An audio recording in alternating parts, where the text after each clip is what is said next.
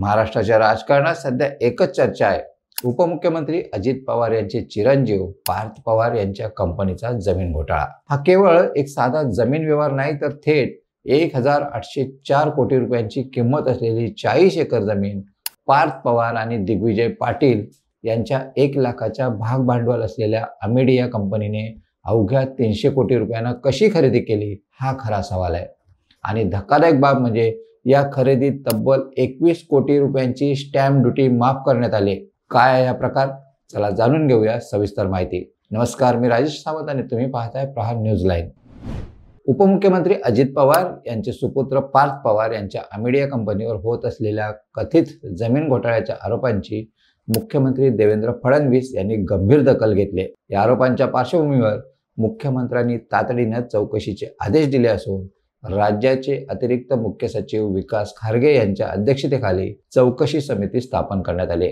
जमिनीची नोंदणी बेकायदेशीर असल्याचा दावा केला जात असल्यानं मुद्रांक शुल्क विभागाने स्वतंत्र चौकशी सुरू केली आहे. यासाठी 5 सदस्यीय समिती स्थापन करण्यात आली. या कारवाईचा भाग म्हणून हवेली क्रमांक 3 चे दुय्यम निबंधक रवींद्र तारू यांनाही तात्काळ निलंबित करण्यात आले. कोरेगाव पुणे येथील ही जमीन मुळात महार वतन प्रकारातील आहे. याचा अर्थ वतनाच्या जमिनी अहस्तांतरित असतात. त्या जिल्हाधिकाऱ्यांच्या पूर्वपरवानगीशिवाय विकता येत नाहीत, हस्तांतरित करता येत नाहीत किंवा त्यांचे विभाजनही करता येत नाही. 40 एकरचा हा व्यवहार असल्यानं याला थेट महसूल मंत्री आणि मुख्यमंत्र्यांची परवानगी लागते. वतनाच्या जमिनी भोगवटादार वर्ग 2 मधून भोगवटादार वर्ग 1 मध्ये रूपांतरित करण्यासाठी शासनाला ठरलेला नजराना म्हणजे फी आणि दंड भरावा लागतो. पण अमेडिया कंपनीनं कोणताही नजराना भरल्याचा उल्लेख नाही.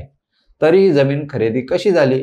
22 एप्रिल 2025 रोजी अमेडियानं IT पार्क उभारणार असल्याचा ठराव केला आणि अवघ्या 2 दिवसात म्हणजे 24 एप्रिलला राज्याच्या उद्योग संचालनालयाकडून त्यांच्या फाईलवरील स्टॅम्प ड्युटी माफ झाली. पुढच्या 1 महिन्यात मूळ 1804 कोटींची जमीन 300 कोटीत खरेदी केल्याचा व्यवहार पूर्ण झाला. इतक्या वेगवान घडामोडींसाठी नक्की कोणतं राजकीय पाठबळ वापरलं गेलं हे वेगळं सांगायची गरज नाही. बरं, एका बाजूला कोरेगावचा जमीन घोटाळा सुरू असताना पार्थ पवार यांच्या अमेडिया LLP वर पुणे पोलिसांनी दुसरा गुन्हा दाखल केलाय.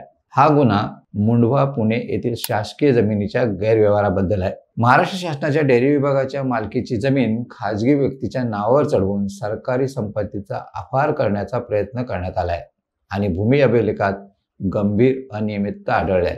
या घोटाळ्यात तहसीलदार सूर्यकांत येवले यांना निलंबित करण्यात आलं. पण आश्चर्य की अमेडिया कंपनीचे संचालक पार्थ पवार यांना सोडून इतरांवर गुन्हे दाखल झालेत. पार्थ पवार यांचे नाव FIR मध्ये का नाही? निलंबित झालेले तहसीलदार सूर्यकांत येवले यांनी माध्यमांसमोर येत पार्थ पवार जमीन व्यवहाराशी माझा कोणताही संबंध नाही असा दावा केलाय. ती फाईल माझ्याकडे आलीच नाही. जमीन व्यवहाराला आमच्याकडून कोणतीही परवानगी देण्यात आलेली नाही. परवानगी कोणी दिली याची मला कल्पना नाही असे म्हणत त्यांनी हात वर केलेत. याचा अर्थ स्पष्ट आहे. इतक्या मोठ्या जमिनीच्या व्यवहारात वरिष्ठ स्तरावरूनच नियम मोडले गेलेत. अतिरिक्त जिल्हाधिकारी किंवा उपजिल्हाधिकारी यांच्या पातळीवरून काही आदेश दिले गेले आहेत का? हा केवळ जमीन घोटाळा नाही, तर हे ऑफिस ऑफ प्रॉफिटचे प्रकरण आहे का?